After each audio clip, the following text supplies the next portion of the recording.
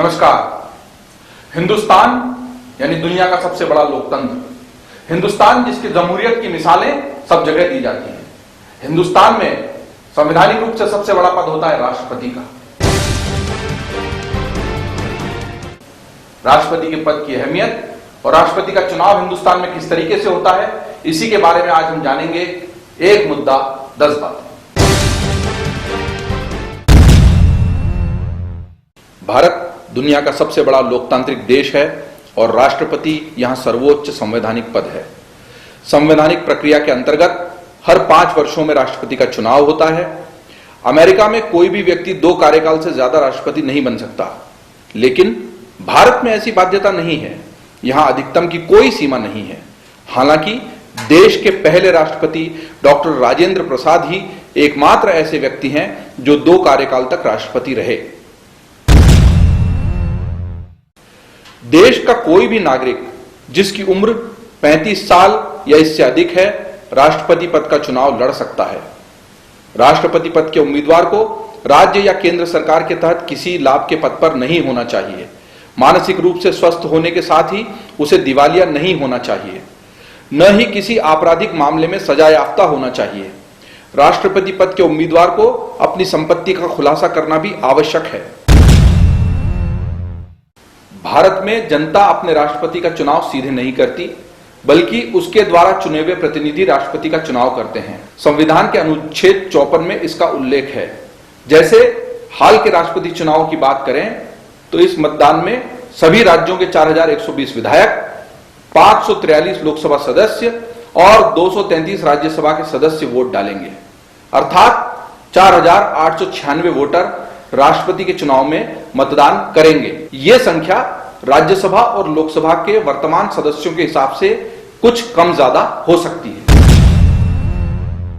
वर्तमान के 4896 निर्वाचकों के वोटों का कुल मूल्य 10,98,882 है। विधायकों के वोटों का मूल्य 5,49,474 है, जबकि सांसदों के वोटों का मूल्य 5,49,408 है। वोटों का मूल्य 1971 की जनगणना की आबादी के आंकड़ों के आधार पर निकाला जाता है। विधायक के मामले में जिस राज्य का विधायक हो उसकी आबादी देखी जाती है।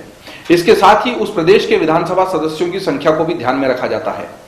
वोटों का वेटेज निकालने के लिए प्रदेश की जनसंख्या को चुने गए विधायकों की संख्या से बांटा जाता है। इस तरह जो भी आंकड़ा मिलता है उसे फिर से 1000 से भाग दिया जाता है। अब जो आंकड़ा हाथ लगता है वही उस राज्य के एक विधायक के वोट का वेटेज होता है, यानी कि महत्व होता है, यानी कि वजन होता है। 1000 से भाग देने पर अगर शेष 500 से ज्यादा हो तो उसे वेटेज में 1 जोड़ दिया जाता है। सांसदों के मतों के वेटेज का गणित अलग है। सबसे पहले सभी राज्यों की विधानसभाओं के चुने गए सदस्यों के वोटों का वेटेज जोड़ा जाता है। अब इस सामूहिक वेटेज का राज्यसभा और लोकसभा के चुने गए सदस्य की कुल संख्या से भाग दिया जाता है। इस तरह जो आंकड़ा मिलता है वो एक सांसद के वोट का वेटेज होता है। अगर इस तरह भाग देने पर शेष 0.5 से ज्यादा बचता हो तो वेटेज में 1 का इजाफा हो जाता है।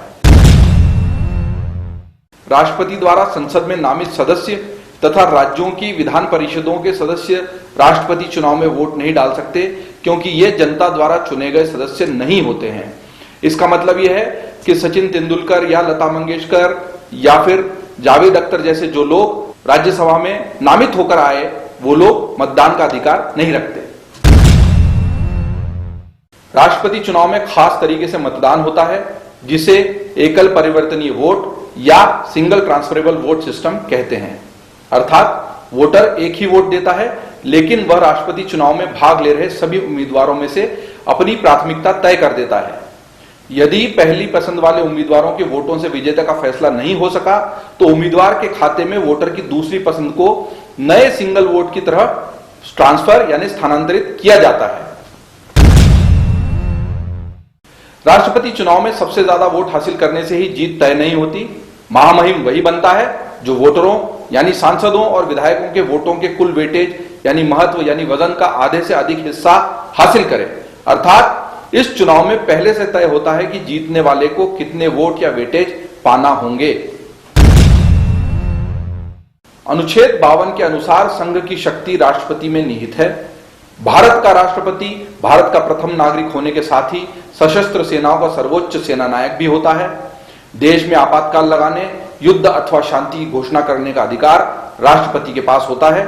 सिद्धांततः राष्ट्रपति के पास पर्याप्त शक्ति होती है, पर कुछ अपवादों के अलावा राष्ट्रपति के पद में निहित अधिकांश अधिकार वास्तव में प्रधानमंत्री की अध्यक्षता वाली मंत्री परिषद के द्वारा उपयोग किए जाते हैं। इसके अलावा राष्ट्रपति को मृत्युदंड प्राप्त व्यक्ति को क्षमादान, सजा कम करने आदि अधिकार भी प्राप्त होते हैं। भारत के राष्ट्रपति का वेतन 1.5 लाख रुपए प्रति माह है, जो कि कर मुक्त है। साथ ही यह वेतन निकट भविष्य में 5 लाख रुपए तक हो सकता है। अन्य सुविधाएं और भत्ते भी कम नहीं है।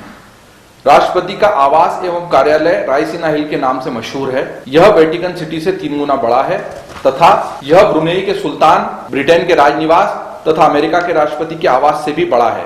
33 एकड़ में फैले पेड़ पौधे, 340 कमरे और 11.5 मील लंबा गलियारा देखते ही बनता है। 200 से ज्यादा सेवक और अंगरक्षक हर समय राष्ट्रपति की सेवा में मौजूद रहते हैं। अनुच्छेद 61 के अनुसार राष्ट्रपति को महाभियोग प्रस्ताव के जरिए अपने पद से हटाया जा सकता है। राष्ट्रपति को संसद में प्रस्तुत किसी ऐसे प्रस्ताव से हटाया जा सकता है जिसे प्रस्तुत करते समय सदन के 1/4 सदस्यों का समर्थन मिले। प्रस्ताव पारित करने से पूर्व 14 दिन पहले नोटिस देना होता है। प्रस्ताव सदन की कुल संख्या के 2/3 से अधिक बहुमत से पारित होना चाहिए। राष्ट्रपति अपना पक्ष स्वयं तथा वकील के माध्यम से रख सकते हैं। दूसरे सदन में भी प्रस्ताव 2/3 बहुमत से पारित होना चाहिए। दोनों सदनों द्वारा पारित करने के बाद राष्ट्रपति को अपने पद से हटना होगा। तो आपने जाना एक मुद्दा 10 बातें में कि किस तरह भारत में राष्ट्रपति का चुनाव होता है, राष्ट्रपति पद की अहमियत क्या है, क्योंकि अगर प्रधानमंत्री की अनुपस्थिति होगी या राज्यों में किसी भी तरीके की कोई संवैधानिक स्थिति निर्मित होगी तो राष्ट्रपति वहां पर अपनी भूमिका निभाते हैं। हमारी कोशिश होती है एक मुद्दा 10 बातें में कि हम आपको संक्षेप में किसी बड़े मुद्दे के बारे में पूरी जानकारी पहुंचाएं।